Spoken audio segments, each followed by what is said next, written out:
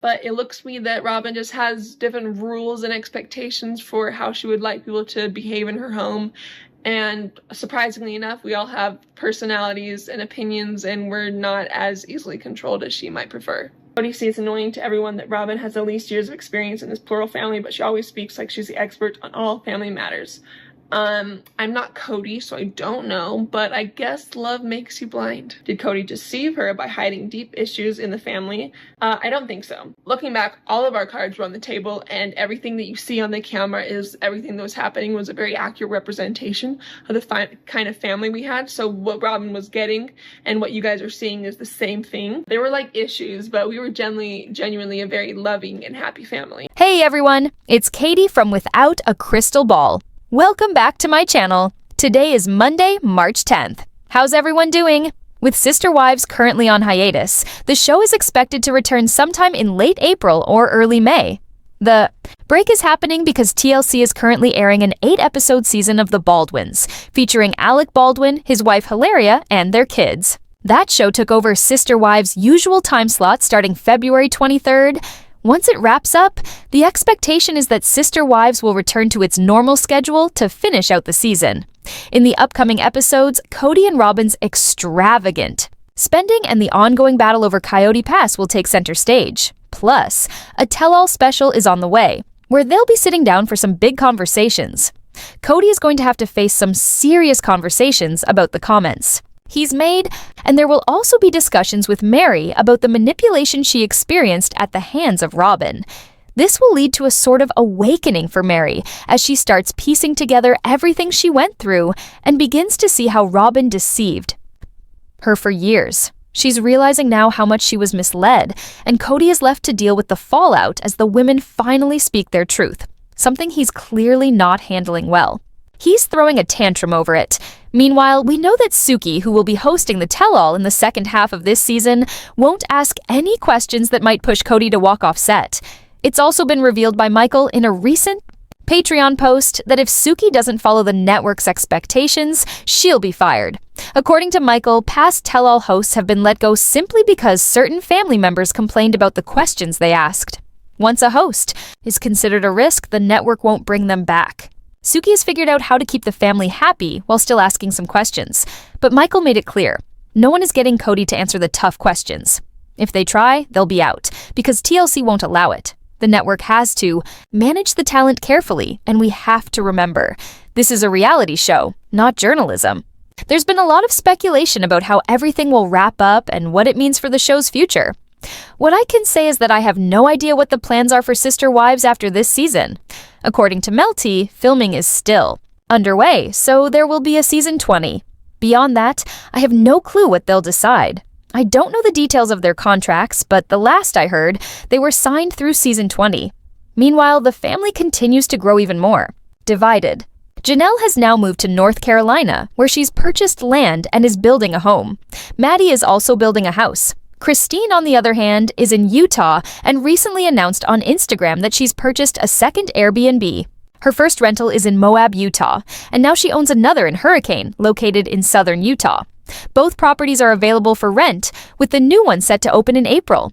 It looks like Christine and David are using their earnings from the show to invest in real estate and generate passive income through Airbnb. Based on how well her Moab rental is doing, she's decided to expand. So kudos to her, Christine is choosing to invest her money in properties and real estate instead of spending on frivolous things, like Robyn and her doll clothes. I started this video with clips from Gwendolyn from a couple of years ago, and the reason for that is simple. Back then, she spoke out about what was happening in the family, especially when it came to money. This was around the time she was reacting to Sister Wives Season 17 on her YouTube channel. By Season 18, she had moved her reactions to Patreon. However, after the tragic passing of her brother Garrison, she decided to step away from discussing anything related to Sister Wives and has since distanced herself from it. Back when all the fallout was happening, she became much more vocal about the family's financial issues. There was a lot of criticism at the time, particularly regarding money disputes as the family was falling apart. One major storyline in Season 17 revolved around Janelle needing a place to live. Kody refused to give her financial support and instead pushed her to buy Christine's house, which she didn't want to do. His reasoning? He wanted her to hold onto the home so he could use her credit for financial leverage. Meanwhile, there were also discussions about the large down payments Robyn had received for her home. During that time, Gwendlyn addressed these concerns when a Patreon subscriber asked her about Kody, Robyn, and the money that was still owed to Mary Janelle. Just to be clear, the conversation about money still being owed to both her and Mary has been an ongoing storyline for at least 3 seasons. Here's what she had to say about it.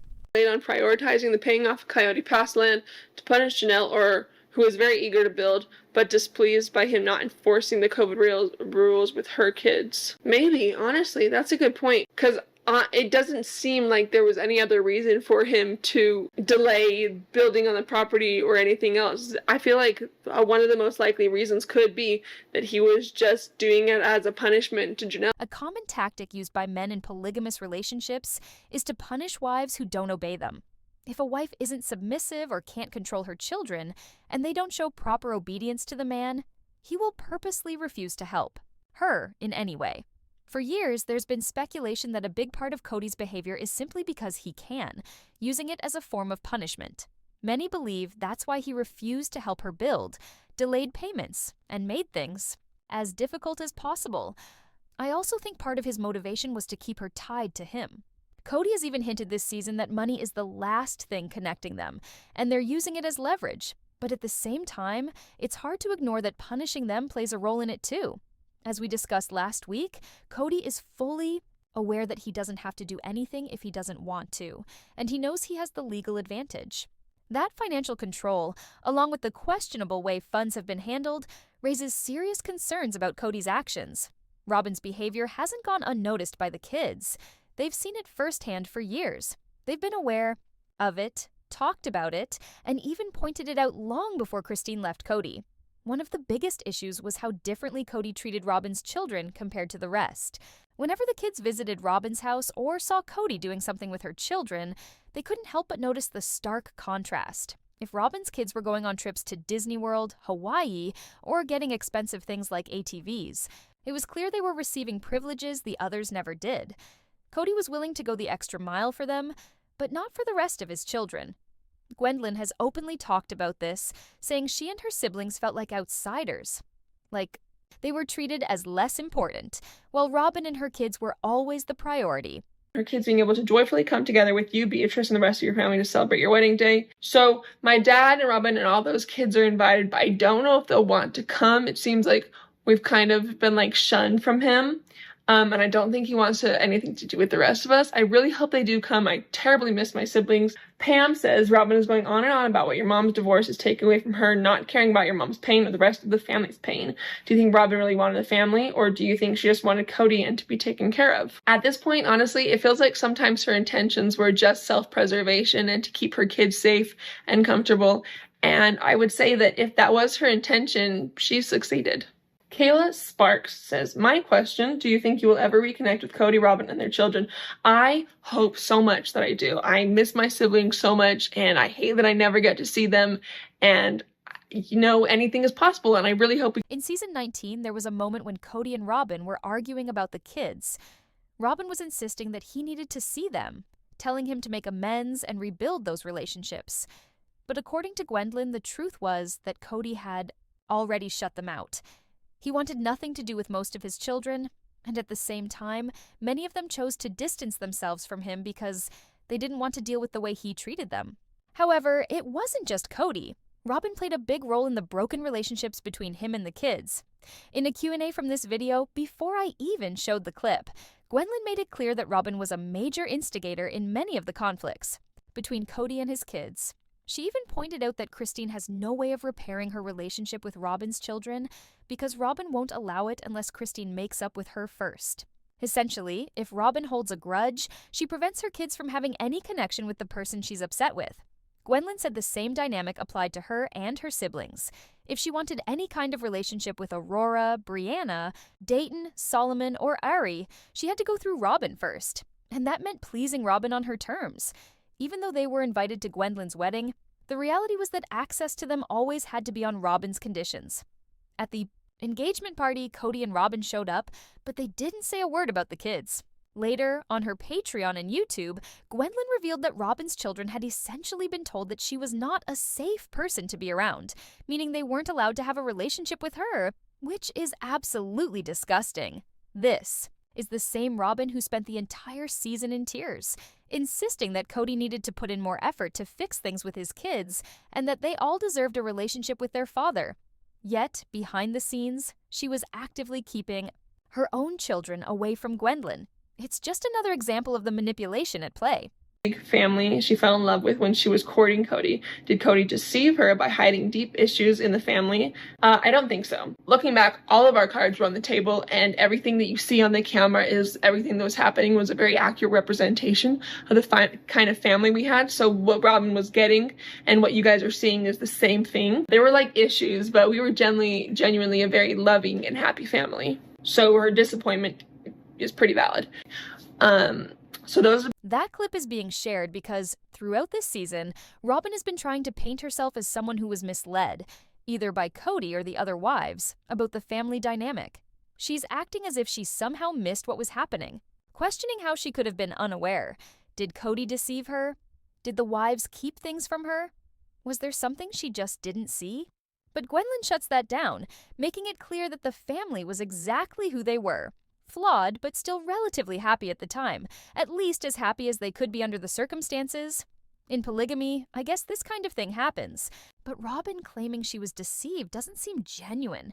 I don't believe she actually thinks she was misled. Instead, it feels like a way to dodge accountability and create an excuse, both for herself and for Kody. In many ways, it looks like she's already laying the groundwork for when she eventually leaves Kody. When that time comes, she'll likely blame him for misleading her about wanting a plural marriage, for lying about the family dynamic, and for making promises he could never keep. That will be her justification for walking away. Gwendlyn also pointed out that a lot of what Robyn does is rooted in self-preservation. She didn't join the family because she truly wanted a plural marriage. She joined because she wanted security. She wanted her children to be provided for, and she wanted stability for herself. Every decision she makes seems to be centered around ensuring she gets what she needs and wants. In another video, she even responded to the ongoing discussions about Kody and Robyn's excessive spending, making it clear that Robyn's behavior has always been about looking out for herself first. Hopes to stay around long enough to pay off Coyote Pass, brought in a lot of income to the family over the years, so it's gross to see how Robyn didn't bring in much from Surprise Closet. Well, Janelle is living as cheaply as possible to save to build on her own home, and Robyn wearing $400 flip-flop. Can you shed any light on this? I did not know Robyn was wearing $400 flip-flops. That doesn't sound like her, though. She doesn't seem like excessive like that. But yeah, I agree. I think that my dad and Robyn have a terrible habit of spending very crazy and like not within their means at all. But also Janelle and Mary are like kind of similar to my mom in that they're not going to be like salty or petty and try to like take money from him, even though they totally deserve it because he's been spending all of their money on whatever. So probably not, but they'll probably be a lot better off now that they're no longer with him and they're no longer financially tied to him, because they still make a lot of money. Move forward without any financial ties to him. But with Mary and Janelle, the situation is different. The question remains whether they will ever push back against Kody and Robyn to demand the money they rightfully deserve. This conversation took place a couple of years ago, back before Coyote Pass was fully paid off. At that time, Gwendlyn pointed out that Kody and Robyn had a long-standing habit of living well beyond their means, often relying on other people's money to maintain their lifestyle. She claimed that Kody had been using the income earned by the other wives from the show to support himself and Robyn, while the other three wives simply accepted what they were given without making a fuss. Unlike Janelle and Mary, Christine made sure to secure her financial independence. She ensured that her house was solely in her name, and Kody's name was removed from the mortgage. That way, when she eventually sold the property, he had no legal claim to any of the equity, allowing her to move forward without being financially tied to him. Christine was able to walk away so cleanly because she made sure her financial ties to Kody were completely cut. When she left, she took the equity from her home and handed over Coyote Pass to Kody because she wanted no part of it. That decision allowed her to move forward without any lingering connections, and now she has found her own path to success, completely separate from him. As Gwendlyn pointed out, Now that the women are no longer financially tied to Kody, they have the chance to earn and keep their own money without him using it for himself. This season, everyone is getting paid more because of how long the show has been running. The current hiatus isn't leading into season 20 just yet. When the show returns in April or May, it will still be the continuation of season 19. So far, 20 episodes have already aired, which is more than what most of the previous seasons had. This season is officially the longest one in the show's history, and that tells you just how much more money they're making compared to before. This is also why so many of them are investing in property and making big purchases. Part of the reason Kody and Robyn were able to qualify for such a large mortgage is that they now have multiple seasons of income to show. With that steady income, they can demonstrate how much they make each month, making it easier to secure large loans. However, having significant debt doesn't necessarily mean they're wealthy. It just means they owe a lot. While everyone is earning more now, there was also a lot of money made in the past. Many of the other wives would likely be in a much better financial position today if Kody and Robyn had been fair with the money. But given the way things have played out, fairness doesn't seem to be their priority. Gwendolyn has admitted again that Kody and Robyn were using everyone else's money for their own benefit. And realistically, if we were to see the actual contracts for this show, it's almost certain that Kody is making more than anyone else. Since it's technically his contract and his show, he likely takes the biggest cut. As much as people may wish the show could go on without him, the reality is that he's the common link between all of these women, making him central to the series. It's his show, and whether it seems like it or not, he is technically the lead. That means he likely has the power to negotiate a higher paycheck than everyone else. While the other women add value to the show, they aren't considered the main stars. Kody is, along with his current wife, and without a doubt, they owe the other women money. At the time, Gwendolyn believed the other wives weren't taking action because they didn't want to be petty. They just wanted to move on peacefully without making a fuss, following that keep sweet mentality. But now it's clear they've woken up. They're realizing that speaking out is justified and they don't have to stay silent. Yet, despite everything, there's still no lawsuit over Coyote Pass. But one thing is certain, Kody and Robyn funded their extravagant lifestyle by overspending far beyond their means, using money that should have been shared. And what's interesting is that all of this was pointed out 2 years before it ever became public knowledge on the show. What do you think? Let me know in the comments. Don't forget to give this video a thumbs up, subscribe if you haven't already, and click the bell so you never miss a new video. Thanks for watching. See you next time.